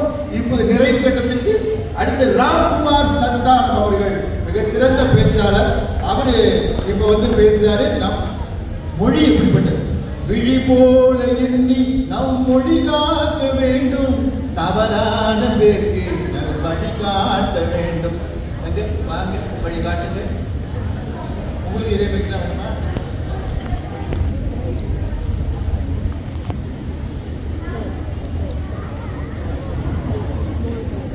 அவை தலைவர் உள்ளிட்ட இந்த அவைக்கு என்னுடைய அன்பான வணக்கமும் பொங்கல் வாழ்த்துக்களும். மொழி போல் மொழி காக்கவும். இன்னைக்கு இரண்டு விதமான குழப்பங்களோடு நம்ம வாழ்ந்துட்டு இருக்கோம். ஒண்ணு, ஒரு தலைமுறை இந்த தமிழை எப்படியாவது அடுத்த தலைமுறை கிட்ட சேர்த்துடணும் அப்படிங்கிற ஒரு எண்ணத்தோட இருக்கும். இன்னொரு தலைமுறை இந்த தமிழால் எனக்கு என்ன பயன் அப்படின்னு யோசிக்கக்கூடிய ஒரு தலைமுறை. இவங்க ரெண்டு பேருக்கும் பாலமா இருக்கக்கூடியது என்ன அப்படிங்கறத பத்தி சிந்திப்பதற்காக இந்த மொழியை ஏன் நாம் விழி போல காக்க வேண்டும் அப்படிங்கிறதுக்கு ஆதாரமாக ஒரு சில கருத்துக்களை உங்களோடு பகிர்வதில் நான் மகிழ்ச்சி கொள்கிறேன். ஐயா, இன்னைக்கு எப்படி இருக்கு நிலைமை அப்படின்னா, நான் காலையில எழுந்து பிரஷ் பண்ணி ஸ்கிரிப்ட் பண்ணி பிரிண்ட் பண்ணி ட்ரெஸ் பண்ணி இதெல்லாம் பண்ணி பண்ணி பண்ணி பண்ணி இத்தனை பண்ணி உள்ளதுக்கு இத்தனை பண்ணி வந்தாதான் நான் மேல வர முடியும்னு இருக்கு. அப்போ மொழி எப்படி இருக்கிறது என்று யோசிக்கணும். ஐயா, இந்த உலகத்துல எத்தனையோ ஜீவராசிகள் இருக்கு, புழு பூச்சி எல்லாமே தான் இருக்கு. ஆனா மனிதன் மட்டும் ஏன் ஆதிக்கம் செலுத்துறான் தெரியுமா? மனிதனால் மட்டும்தான் சிந்திக்க முடியும் அப்படிங்கிற ஒரு ஆற்றல் இருப்பதனால் மனிதன் மட்டும்தான் ஆளுமையோட இருக்கும். அப்ப அந்த ஆளுமையோட இருக்கக்கூடிய அந்த சிந்தனை திறன் இருக்கக்கூடிய மனிதனால் மட்டும்தான் அந்த மொழியை புரிந்து கொள்ள முடியும், அந்த மொழியால் மற்றவனை வளர்க்க முடியும் அப்படிங்கறத இந்த பாடம். நீங்க யோசிச்சு பாருங்க, எல்லா சிந்தனைகளும் நம்முடைய தாய்மொழியில் நம்முடைய தமிழ் மொழியில் வரும் பொழுது அந்த சிந்தனை இன்னும் பல மடங்கு பரிமளிக்கிறது என்பதுதான் உண்மை. நீங்க வாழ்க்கையில வெற்றி பெற்ற நிறைய பேரை பாருங்களேன், தமிழ் மொழியில இல்ல தாய்மொழியில அடிப்படை கல்வி படிச்சவங்க தான் வாழ்க்கையில ரொம்ப பெரிய இடத்துக்கு வந்தவங்களா இருக்கலாம். அப்துல் கலாம் சார் உள்பட. அப்போ நீங்க நம்ம எத்தனை நாள் அப்துல் கலாம் சாரியே உதாரணம் காமிக்க போறோம்? நம்ம தலைமுறையில இருந்து நம்ம அடுத்த தலைமுறையில இருந்து அதற்கான ஆதாரங்களை உருவாக்க வேண்டிய கடப்பாடு நம்மிடம் இருக்கிறது என்பதை நாம் உணர்ந்து கொள்ள வேண்டுமா இல்லையா அப்படிங்கறத என்னோட கேள்வி. இந்த மொழியில ஒரு 3 பகுதியா நம்ம பிரிச்சோம். ஒரு தனி மனிதன் எடுத்துப்போம். ஒரு தனி மனிதனுக்கு என்ன வேணும் அப்படின்னா, புறநானூறு என்ன சொல்லுது? நல்லது செய்தல் ஆற்றுகிறாயிரம் நல்லது செய்தல் ஒப்புமின் அப்படின்னு. ஏன் ஒரு மரத்துக்கு நீ நல்லது பண்ணல, நீ கெடுதல் நல்லது பண்ணலனாலும் பரவாயில்ல, யாருக்கும் கெடுதல் பண்ணாம இரு அப்படிங்கிறான். நீங்க மரத்துக்கு தண்ணி தான் ஊத்துவீங்கன்னு நினைச்சா வெந்நீரை ஊத்துறானுங்களா பாவீங்களா அப்படிங்கிறான். அததான் சொல்றாங்க, நீங்க நல்லது செய்தல் ஆற்றுகிறாயிரம் நல்லது செய்தல் ஒப்புமின். அவைய பற்றி என்ன சொல்றா? அறம் செய்ய விரும்பு. எப்பா நீ விரும்பினா போதும், முதல்ல மற்றவங்களுக்கு நல்லது பண்ணணும் அது போதும் அப்படிங்கிறா. பாரதிதாசன் சொல்லுவாரு, தொடங்குங்கள் பணியை தொடங்குங்கள் அறத்தை. என்ன காரணம்? ஏன் எல்லாரும் இதை சொல்வதற்கான காரணம் என்னன்னா, தனி மனிதன் என்பவன் அறத்தோடு இருக்க வேண்டும் என்ற கருத்தை முன்மொழிவதுதான் நம் மொழியுடைய சிறப்பு. அப்ப தனி மனித ஒழுக்கம் அப்படிங்கிறது ஒண்ணு இருக்கு. நீங்க பாரதியார் எடுத்துக்கோங்க, எல்லாரும் பாரதியாரை பேசுவாங்க. பாரதியார் சமூக விடுதலை பேசினார், பாரதியார் பெண் விடுதலை பேசினார், பாரதியார் சாதிய ஒடுக்குமுறை பேசினார் அப்படின்னு. பாரதியார் ரொம்ப நுட்பமா ஒரு பாடல் நட்பபதி பாடியிருக்கார். உள்ளத்திலே கர்வம் உண்டாயில் ஓங்கி அடித்திடுவான். யாரு? நம்மளோட கூட இருக்கிற ஃப்ரெண்டு. நமக்கு கொஞ்சம் கர்வம் வந்தா கூட தலையில தட்டுவான். உன்னால முடியண்டா, நீ தான்டா, நீ ஏத்தி விடாம எப்பா இதுதான் யதார்த்தம் அப்படின்னு சொல்லி புரிய வைக்கக்கூடிய ஒரு ஆற்றல் ஒருத்தனுக்கு இருக்கு அப்படின்னா அது தன்னுடைய நண்பனுக்கு இருக்கணும் அப்படின்னு பாரதியார் சொல்றாரு. அப்போ கண்ணதாசன் கூட அர்த்தம் இந்த ஒரு அருமையா எழுதியிருப்பாரு. 3 வகையான நண்பர்கள் நண்பர்கள். எப்படி அப்படின்னா நமக்கு எது கிடைக்குதோ அதை வச்சு நம்மளா வளர்ந்து மற்றவங்களுக்கு நுங்கு கொடுக்குற பணமரம் மாதிரியும் யாருக்கிட்டையும் எதையும் எதிர்பார்க்க மாட்டாங்க. நம்மளா வளர்ந்து நண்பர்களுக்கு எல்லாருக்கும் செய்யணும் அப்படிங்கிறது அது ஒரு வகை. இன்னொரு வகை என்னன்னா தண்ணீர் ஊத்துனா நான் தேங்காய் தருவேன் அப்படின்ற மாதிரி தென்னை மரம் மாதிரி. அதாவது நீ எனக்கு ஒன்று பண்ண நான் உனக்கு ஒன்று பண்றேன் அப்படிங்கிற மாதிரி ஒரு வகையான நண்பர்கள் இருக்காங்க. மூன்றாவது வகை எப்படி அப்படின்னா அதாவது வந்து அவங்க வந்து எவ்வளவு தண்ணி ஊத்தினாலும் என்ன பண்ணினாலும் அவங்க கொடுக்கும்போது தான் கொடுப்பாங்க. அந்த மாதிரியான வாழை மரம் மாதிரி நம்ம நீங்க தண்ணி ஊற்றிக்கிட்டே தான் இருக்கணும். நீங்க கொஞ்ச நாள் பார்க்கலன்னா கூட அது உங்களுக்கு எதுவுமே செய்யாது. அப்போ நீங்க செஞ்சாதான் நான் செய்வேன் அப்படிங்கிற மூன்றாவது வகையான நண்பர்களும் இருக்காங்க. இதுல இருந்து நீங்க பார்த்து சூஸ் பண்ணிக்கோங்க அப்படின்னு சொல்லக்கூடிய கண்ணதாசனோட அர்த்தமுள்ள இந்த மொழியில தான் இருக்கு. நீங்க எத்தனையோ இலக்கியங்கள் வாழ்வை பற்றி பேசியது. ஆனா நம்ம மொழி மட்டும்தான் இறப்பை பற்றியும் பேசியது. நீங்க இருக்கும்போது எப்படி இருக்கீங்கிறத பொறுத்துதான் நீங்கள் இறந்த பிறகு எப்படி இருக்க போகிறீர்கள் அப்படிங்கிற பகிரங்க உண்மையை தமிழ் மொழி மட்டும்தான் சொல்லி கொடுத்தது. அப்படின்னா அப்ப நம்ம மொழியோட எவ்வளவு ஆழ்ந்த சிந்தனைகள் நம்ம கிட்ட இருக்கு அப்படின்னு பார்க்கணும். சரி, நீங்க இதெல்லாம் ஒரு பக்கம் இருக்கட்டும். ஒரு சுவாரஸ்யமான விஷயமா தமிழ் மொழி சொல்லியிருக்கு. நிறைய கணவன் மனைவி எல்லாம் வந்திருக்கீங்க, நம்மளும் இல்லறத்துல இருக்கோம். அதனால இந்த கருத்தை பகிரங்கமா சொல்லலாம்னு நினைக்கிறேன். நீங்க எல்லா இலக்கியமும் ஜெயிப்பதை பற்றியே பேசி இருக்கிறது இல்லையா? நான் எப்படியாவது வாழ்க்கையில ஜெயிச்சிடணும் அப்படின்னு விஜய் படத்துல சொல்ற மாதிரி லைஃப் இஸ் a race அப்படின்னு எல்லாரும் ஓடுங்கடா அப்படின்னு தான் சொல்லுவோம். ஆனா தமிழ் மொழி ஒரு இடத்துல தோக்கறத பத்தி சொல்லுதுங்க. எந்த இடம் தெரியுமா? ஊடலில் தோற்றவர் வென்றார் அப்படின்னு வள்ளுவர் எழுதுறார். ஐயா, கணவன் மனைவிக்குள்ள ஒரு இல்லறத்துல இருக்கும் பொழுது அவங்க ரெண்டு பேரும் ஒன்னா இருக்கும் பொழுது எப்பொழுது ஒரு கணவன் மனைவியிடமும் மனைவி கணவனிடமும் தோற்பதற்கு தயாராக இருக்கிறார்களோ அந்த இடத்தில் இல்லறம் ஜெயிக்கிறது, குடும்பம் ஜெயிக்கிறது, சமூகம் ஜெயிக்கிறது என்ற சிந்தனையை தமிழ் விதைக்கிறது என்பதுதான் அடிப்படையான உண்மை. நீங்க இதெல்லாம் விட்டுருங்க, நமக்கு 6 நிமிஷம் தான் கொடுத்துருக்காங்க. அதுக்குள்ள தமிழை சுருக்கிறதுங்கிறது தமிழுக்கு செய்யற துரோகம். இருந்தாலும் நேர கட்டுப்பாட்டோட ஒரு விஷயம் நான் சொல்லி என்னுடைய உரையை நிறைவு செய்கிறேன். நீங்க இந்த ஸ்டேஜ்ல இவ்வளவு லைட்டிங், இவ்வளவு போடியம், இவ்வளவு ஸ்கிரீன்லாம் போக்குறோம்ல, இதெல்லாம் சிலப்பதிகாரத்துல சொல்லியிருக்கு. நீங்க மணிமேகலையில இல்லாமையை பத்தி நமக்கு வந்து நிலையாமையை பத்தி பேசுறோம், மணிமேகலை அதுதான் சொல்லியிருக்கு அப்படின்னு நினைக்கிறோம். இல்லங்க, மணிமேகலையில ஓவிய கலையை பத்தின நுணுக்கங்கள் சொல்லியிருக்கு. நீங்க எத்தனையோ இலக்கியம் நீங்க படிங்க, ஆங்கிலம் படிங்க, பிரெஞ்சு படிங்க, ஜெர்மன் படிங்க, எத்தனையோ படிங்க. ஆனா அத்தனை இலக்கியத்திற்கும் ஆதாரம் நாட்டுப்புற இலக்கியம் அப்படிங்கிற உண்மை நமக்கு எத்தனை பேருக்கு தெரியும்? இன்னைக்கு நம்ம பேசுறோம், டாட்டூ குத்திக்கிறோம், எல்லா குழந்தைங்களும் எல்லா பசங்களும் நம்ம டாட்டூ குத்திக்கிறோங்கிறாங்க. ஆனா இது சங்க காலத்துல தமிழர்கள் தன் மீது புலியையும் சிங்கத்தையும் சந்தனத்தால வரைந்த ஒரு பரம்பரை நம்முடைய தமிழ் பரம்பரை அப்படிங்கிறது எத்தனை பேர் இருக்குது? அப்போ நான் என்ன சொல்றேன், இதெல்லாம் நம்ம தெரிஞ்சுக்கலனாலும் இவ்வளவும் நம் தமிழர்கள் செய்திருக்கிறார்கள் என்பதையாவது நாம் புரிந்து கொண்டால் நிச்சயம் மொழி போல் மொழி காக்க வேண்டிய கடப்பாடு நமக்கு இருக்கிறது. அந்த கடப்பாடை அடுத்த தலைமுறையிடம் கொண்டு செலுத்துவதற்கான இன்னும் அதிகமான பொறுப்பும் நம்மிடம் இருக்கிறது. அதை இது போன்ற நிகழ்ச்சிகள் மீட்டுருவாக்கம் செய்கின்றன என்ற நம்பிக்கையோடு என் சொற்களை நிறைவு செய்கிறேன். நன்றி, வணக்கம். நாம் ஏற்றுக்கொண்டபடி இன்னும் 5 நிமிடங்களிலே இந்த இலக்கிய இசையரங்கம் நிறைவு காண இருக்கிறது. இந்த தமிழ் மொழியினுடைய பெருமையெல்லாம் மிகச் சிறப்பாக எடுத்து சொன்னால், இந்த தமிழ் மொழி எப்படி வாழ்வினில் செம்மையை செய்பவள் நீயே, மாண்புகள் நீயே, என் தமிழ் தாயே, வீழ்வாரை வீழாமல் காப்பவள் நீயே, வீரனின் வெற்றியும் நீயே அப்படின்னு பாடினார் கவிஞன். ஒரு இலங்கையைச் சேர்ந்த கவிஞன் சொன்னார், சாகும் போதும் தமிழ் படித்து சாக வேண்டும், என் சாம்பலிலும் தமிழ் வளர்ந்து வேக வேண்டும் என்று சொன்னார்.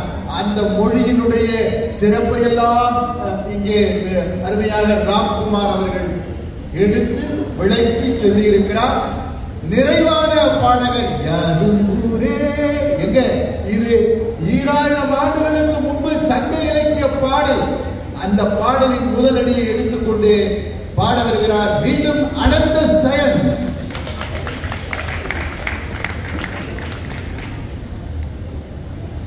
யாதும் ஊரே யாவர் கேளீர், அன்னை எங்கள்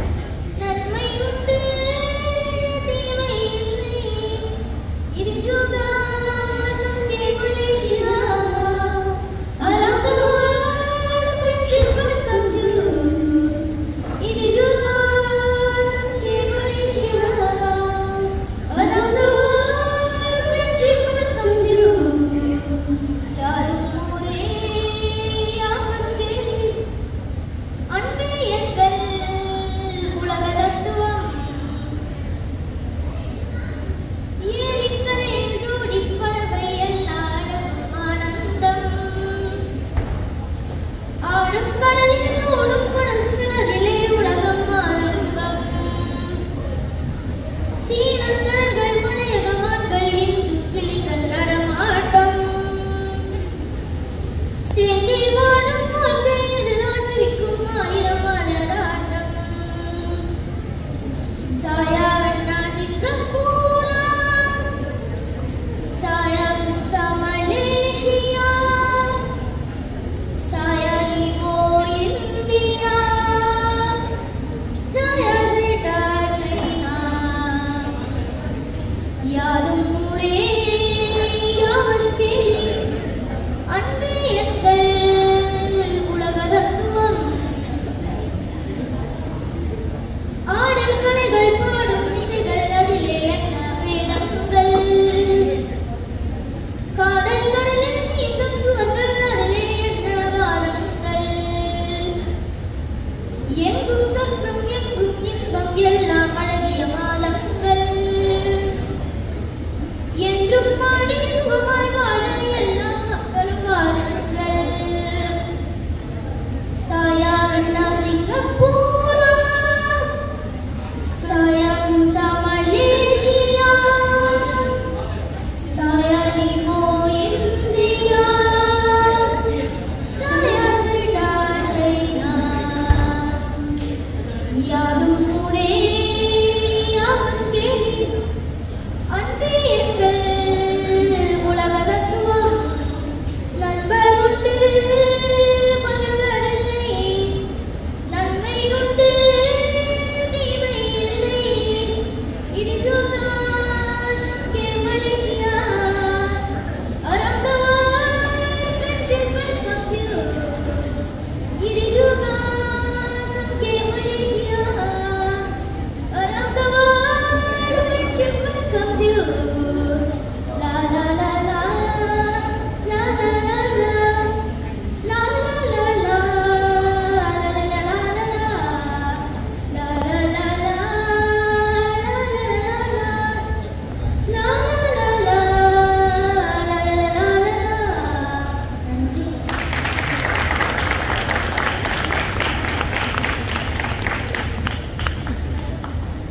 நிகழ்ச்சி நிறைவுக்கு வருவதற்கு முன்பாக மரியாதைக்குரிய சிம்மக்கருணம் ஜிடி மணி அவர்கள் இன்னும் சற்று நேரம் வேண்டுமென்றாலும் நீங்கள் எடுத்துக் கொள்ளலாம் ஏனென்றால் நிகழ்ச்சி சிறப்பாக போய் கொண்டிருக்கிறது என்று நம்மை சொல்லி இருக்கிறார் நம்மிடம். இந்த அனந்த செயல் ரொம்ப அழகாக பாருங்க. நம்ம சிங்கப்பூரினுடைய சிறப்பு, நம்முடைய பெருமை, எல்லாம் நமது. இந்த உலகத்தில் இருக்கக்கூடிய அத்தனை வேறு வேறு இனத்தை சார்ந்தவர்கள் கூட மாமா மச்சா மாதிரி, அண்ணன் தம்பி மாதிரி உறவுகள் என்கின்ற அந்த அருமையான கருத்தை ரொம்ப அந்த சின்ன வயதில் அழகா பாடி உணர்ந்து கொடுத்தான். வாழ்த்துக்கள் தம்பி. இப்ப நம்ம ஒரு நிறைவுக்கு வருவதற்கு முன்பாக பார்க்கிறோம், மனசு நல்லா வச்சுக்கிட்டோம்னா சந்தோஷமா இருக்கலாங்க.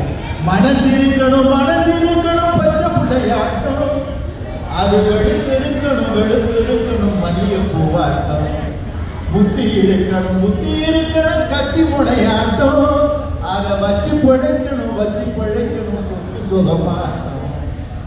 மனச கள்ளம் இல்லாம கபடம் இல்லாம வச்சிருந்தோம்னா எல்லா நாளும் சந்தோஷமா இருக்கலாங்க.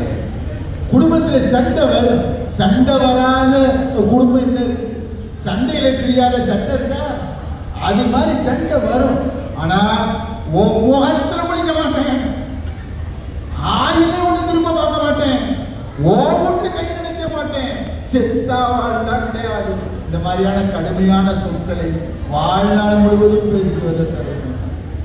அந்த காலங்களில் திட்டுவாங்க. எப்படி தெரியுமா திட்டுவாங்க? உன் வீட்டுல தங்க வளைய, இது திட்டுறதான். உன் வீட்டுல தங்க வளைய திட்டுறதான். திட்டும் போது கூட மங்களமாக திட்டுகிற பாட்டிகள் எல்லாம் வளர்த்த பிள்ளைகள். அப்படி மனசு வெள்ளையா வச்சிருக்கணும். பகை என்ன பண்ணும்?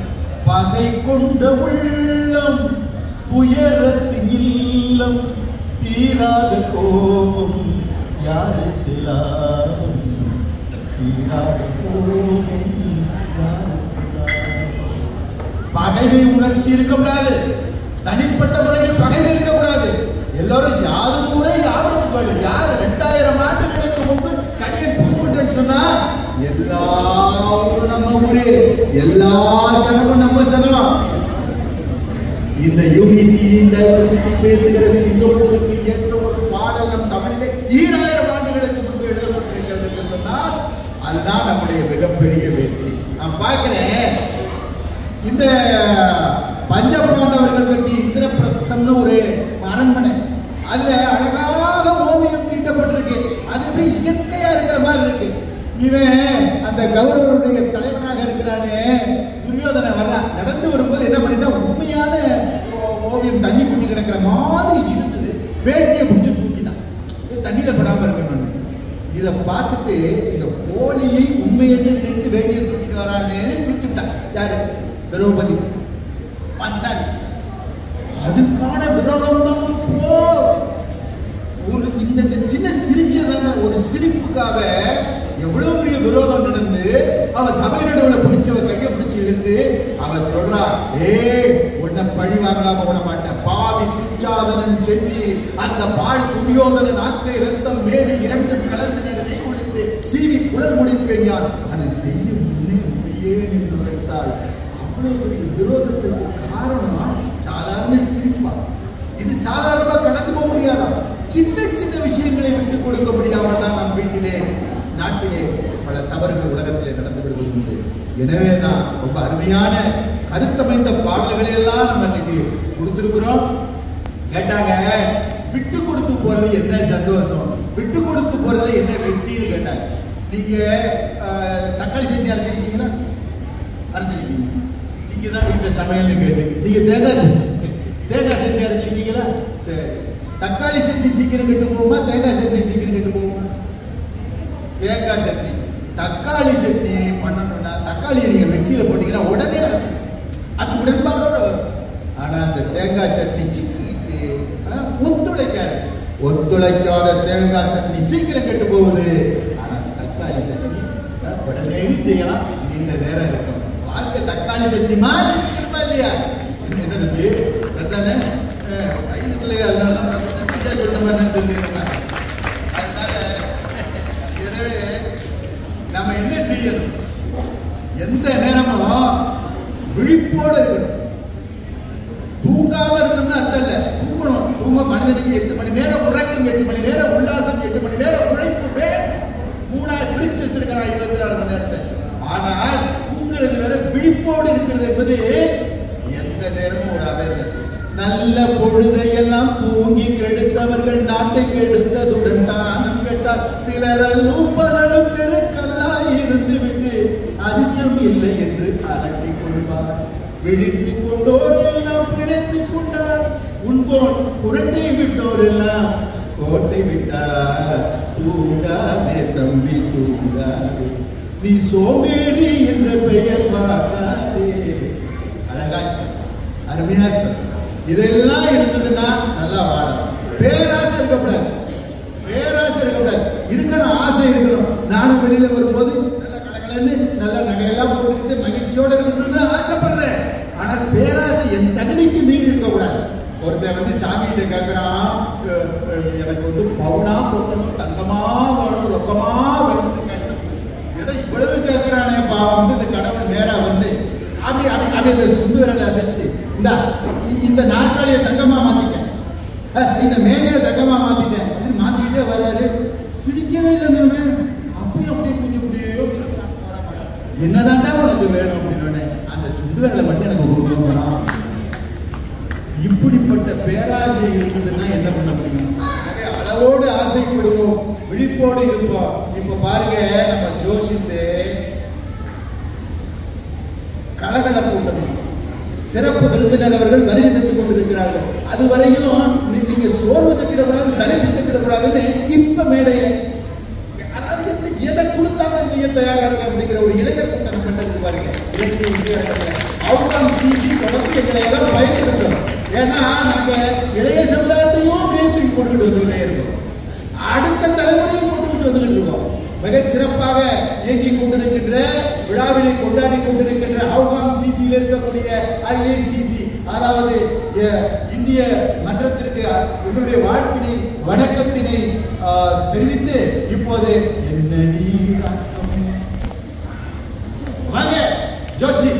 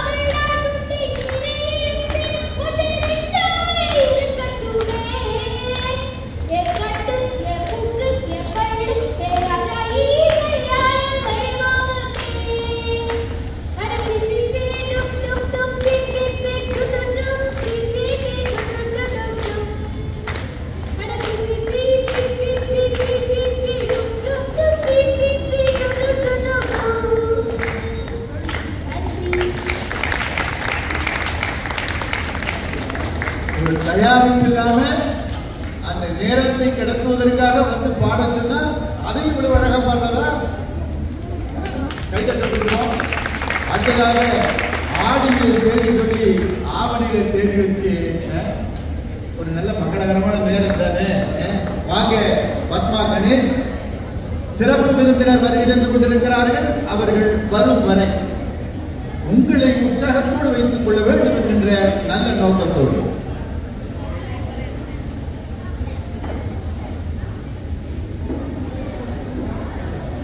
அனைவருக்கும் வணக்கம். தயாரிப்பு இல்லாம திடீர்னு பாடுறோம், பிழைகள் இருந்தா மன்னிச்சுக்கங்க. கை தட்டி என் கூட நீங்களும் பாடலாம். அந்த பாட்டு நல்லது, ஒரு ஜனரஞ்சனமான பாட்டு தான். ஆடியில செய்தி சொல்லி ஆங்கடிய தேதி வச்சு செய்தி சொல்ல வந்த வருடா, எனக்கு செய்தி சொல்ல வந்த வருடா, சொந்தம் சொல்லி வெற்றியில குங்குமத்த வச்சே வந்தவரு வந்தவருடா, அழகு வந்தவரு வந்தவருடா.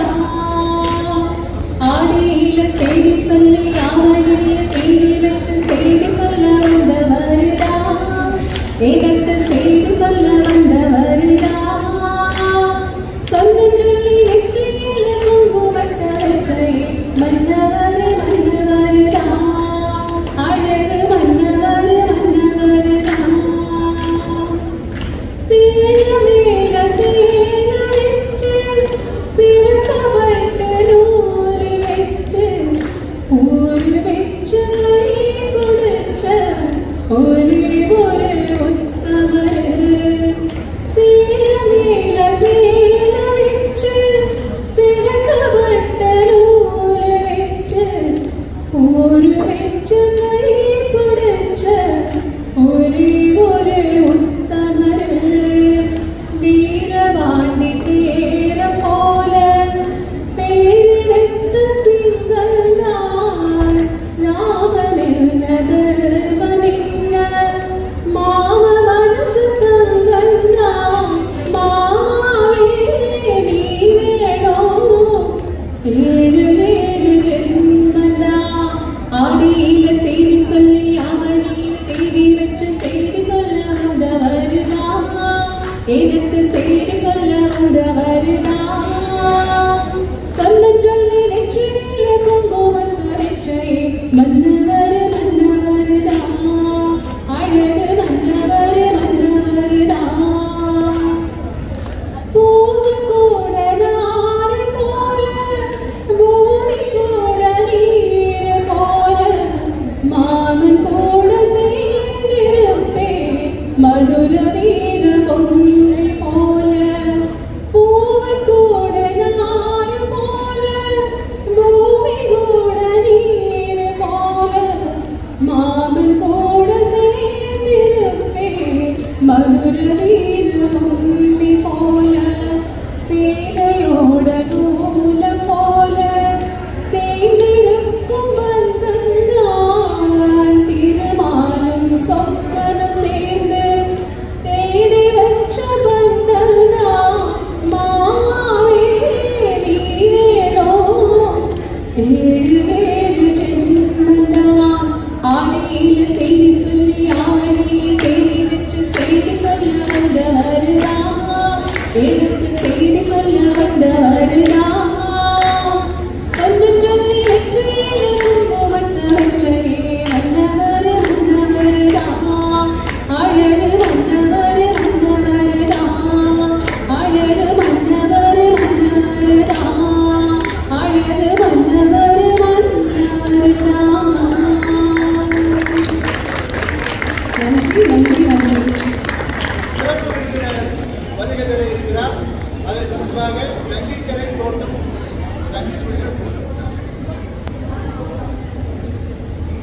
ரட்சணா